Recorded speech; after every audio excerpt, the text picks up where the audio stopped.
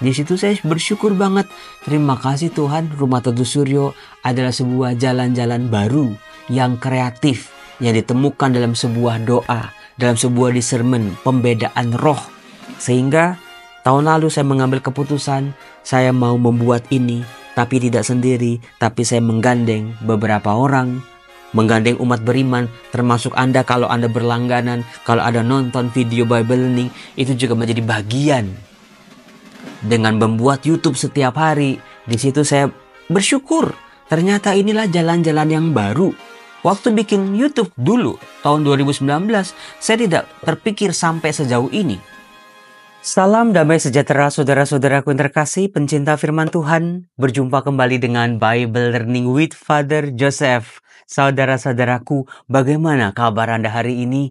Tadi saya baru saja merayakan misa. Saya mencoba untuk satu persatu mendoakan orang-orang sakit, terutama mereka yang sedang bergulat dengan sakit kankernya.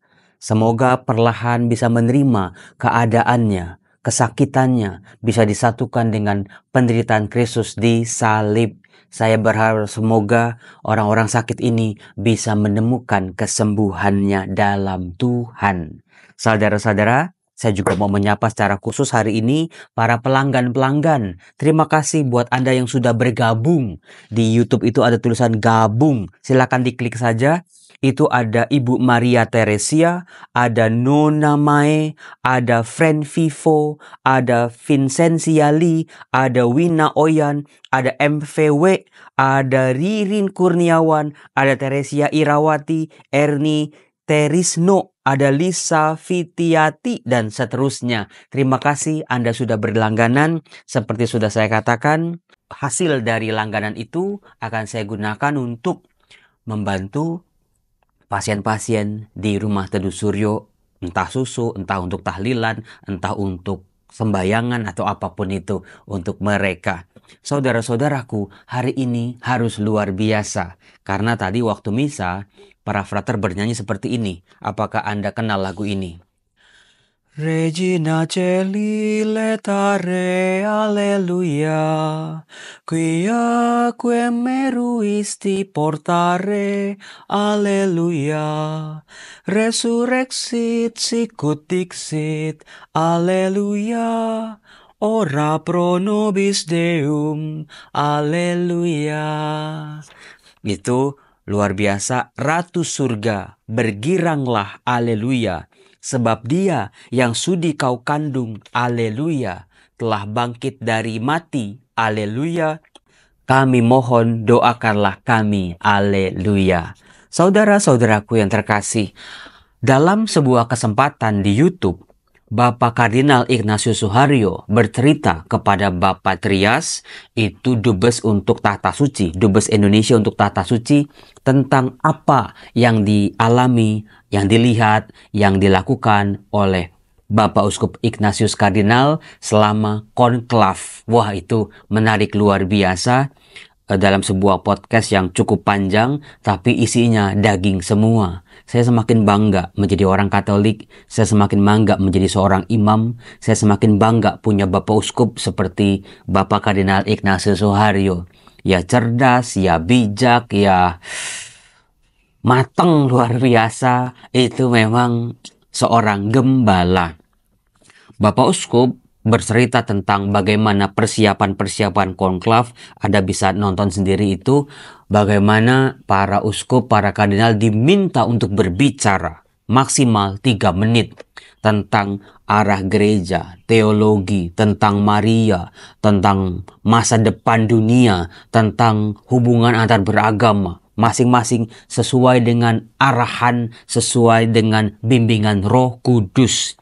Nah, dari situlah mulai para kardinal ini dibawa ke sebuah tempat namanya Domus Santa Marta untuk merenung bersama, berdoa bersama, mohon bimbingan Roh Kudus. Jadi pemilihan konklav kemarin itu tidak sama, berbeda sama sekali dengan pilkada, apalagi pilpres. Ada debat-debat, ada saling menyerang, itu nggak ada. Ada orang yang pengen banget dipilih, itu juga tidak ada. Atau tidak terungkap secara eksplisit minimal.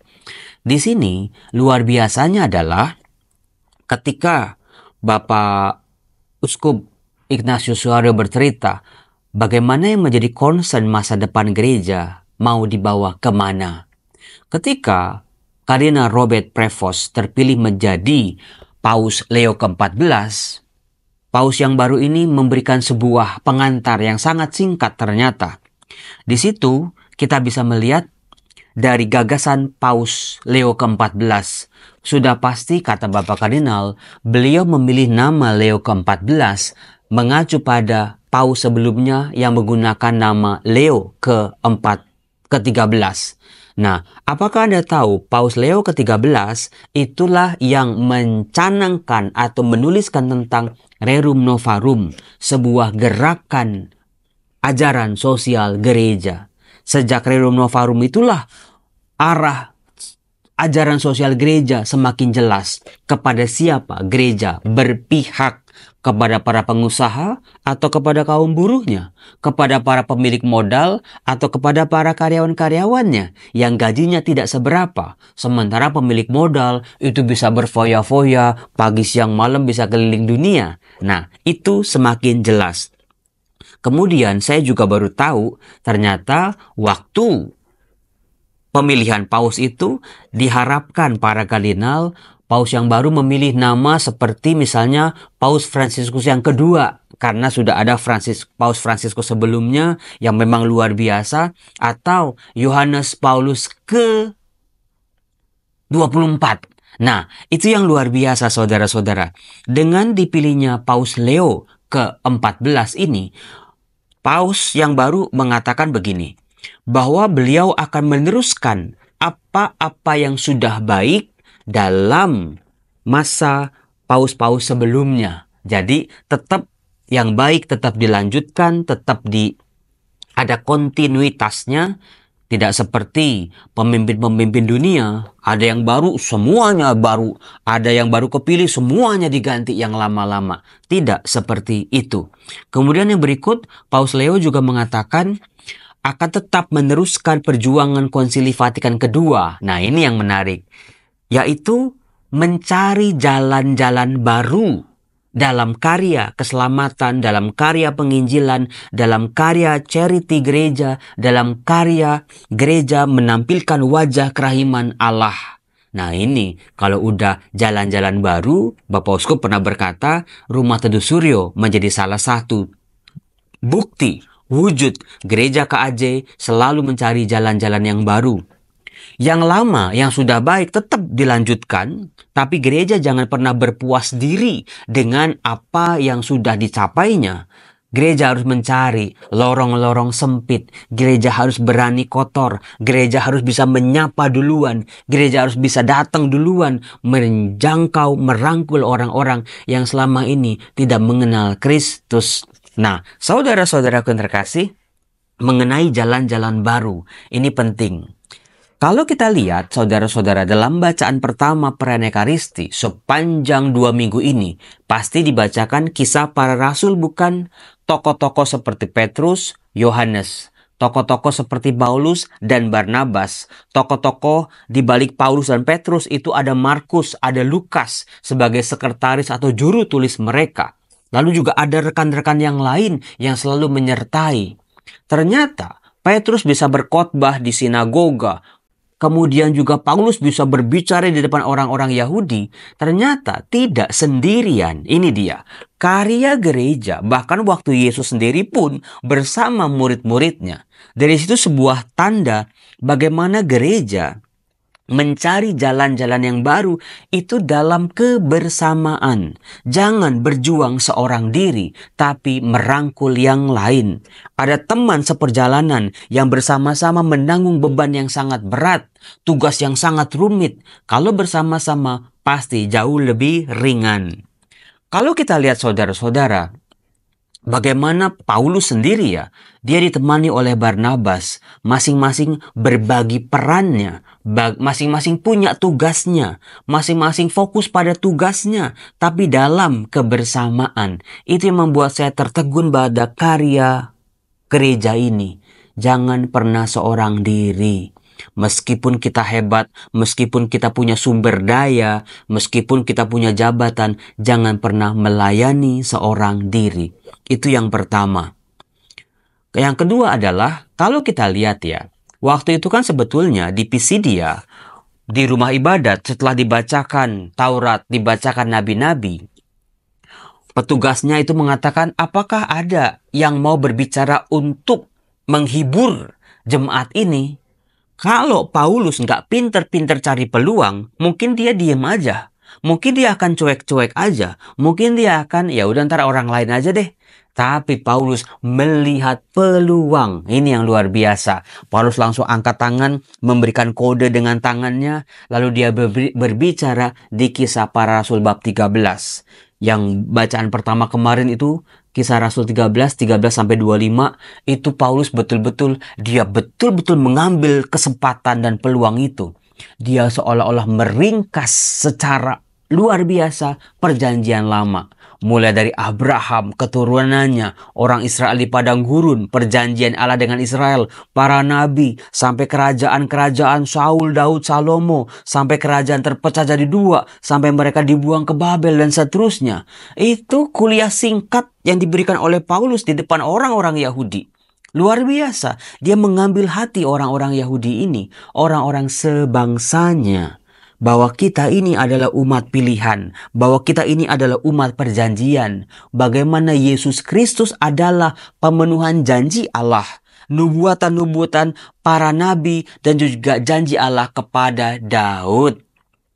Kemudian bacaan pertama yang sekarang, Kisah Para Rasul bab 13 ayat 26 sampai 33, di situ seolah-olah Paulus meringkaskan perjanjian baru, khususnya Injil, hidup, karya, sengsara, wafat, dan kebangkitan Kristus.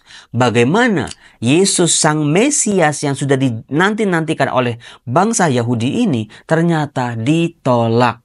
Tetapi dengan wafatnya di kayu salib, Allah membangkitkan dia. Dan kebangkitannya mengubah para rasul yang menjadi saksi-saksi akan kebangkitan, yang meneruskan tongkat estafet Kristus ini.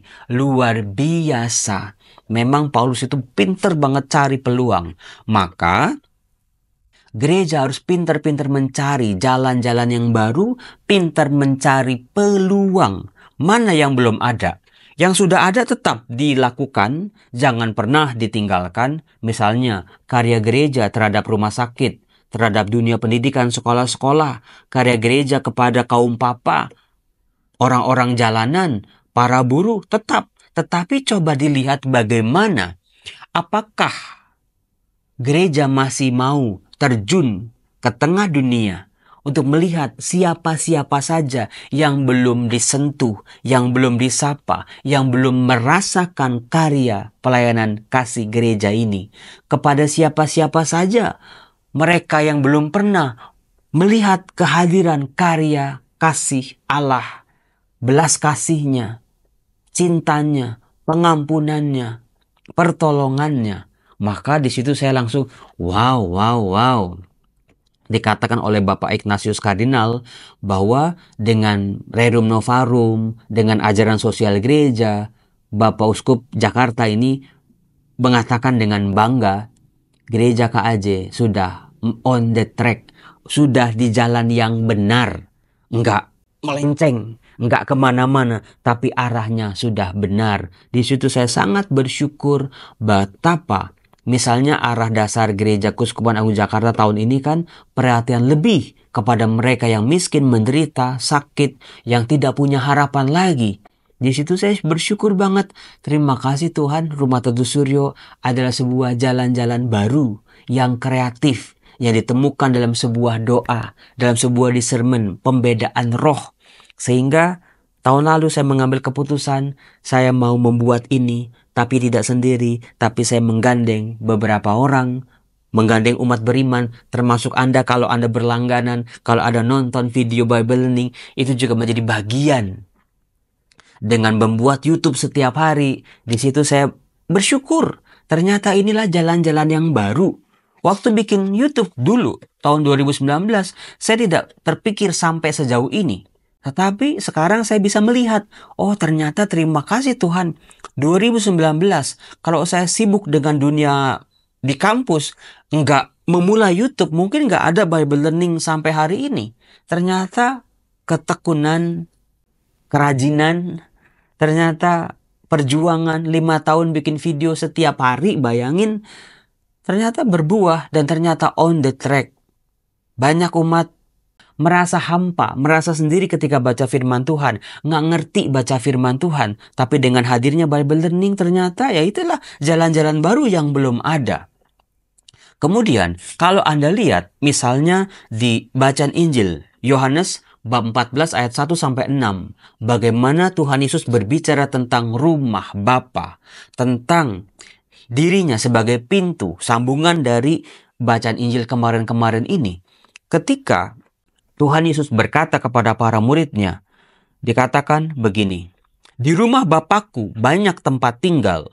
Jika tidak demikian, tentu aku sudah mengatakannya kepadamu, sebab aku pergi ke sana untuk menyediakan tempat bagimu. Aku akan datang kembali dan membawa kamu ke tempatku, supaya di tempat aku berada, kamu pun berada. Dan kemana aku pergi, kamu tahu jalan ke sana." Tapi tiba-tiba seorang rasul yang namanya Thomas, memang Thomas ini bikin geleng-geleng. Thomas bukan cuma muncul di Yohanes 20 dengan ungkapan, "Sebelum aku melihat luka pada tangannya, sebelum aku memasukkan jari pada bekas luka itu, sebelum aku memasukkan tanganku ke dalam bekas lambungnya, sekali-kali aku tidak akan percaya." Thomas bukan cuma berkata, "Ya Tuhanku dan Allahku." Tapi Thomas di Yohanes bab 14 berani-beraninya berkata, bisa-bisanya berkata, "Tuhan, kami tidak tahu kemana Engkau pergi. Jadi bagaimana kami tahu jalan ke sana?" Padahal Tuhan Yesus selalu mengatakan, "Barang siapa datang kepadaku, tidak akan aku buang. Aku akan bawa kepada Bapa. Barang siapa melihat Bapa, dia melihat aku." Tapi tidak ditangkap oleh Thomas. Sampai-sampai Yesus mengungkapkan sebuah ungkapan penyingkapan misterinya. "Akulah jalan, kebenaran, dan hidup. Tidak seorang pun dapat datang kepada Bapa kalau tidak melalui aku." Saudara-saudara, jangan-jangan kita ini seperti Thomas. Kita sudah rajin berdoa, kita sudah rajin baca kitab suci, kita sudah rajin ke gereja, kita sudah aktif di pelayanan bertahun-tahun. Romo, soal pelayanan kami bukan anak kemarin sore, Romo. Kami jauh lebih berpengalaman, jauh lebih lama dari Romo bahkan.